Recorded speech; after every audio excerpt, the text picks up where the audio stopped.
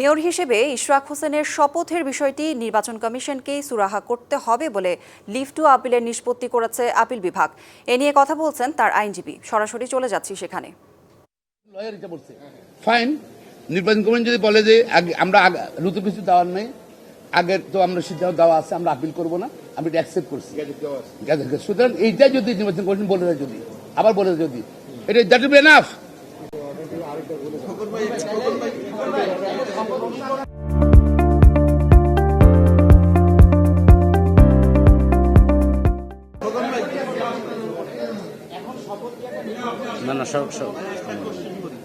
শপথ নির্ভর করছে নির্বাচন কমিশন যদি তারা বসবে, আবার নতুন করে বসবে, তাদের আলিয়ার যে সিদ্ধান্ত সেটা পর্যালোচনা করবে।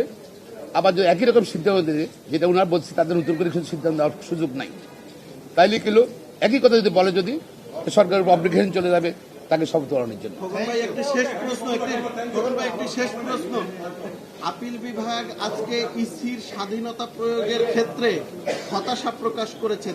এটি ভবিষ্যৎ রাজনীতির জন্য এবং আগামী নির্বাচনের জন্য বার্তা মনে করেন কিনা? আমি মনে করি appeal supreme court appeal division আজকে কিন্তু আমাদের নির্বাচন কমিশন যে একটা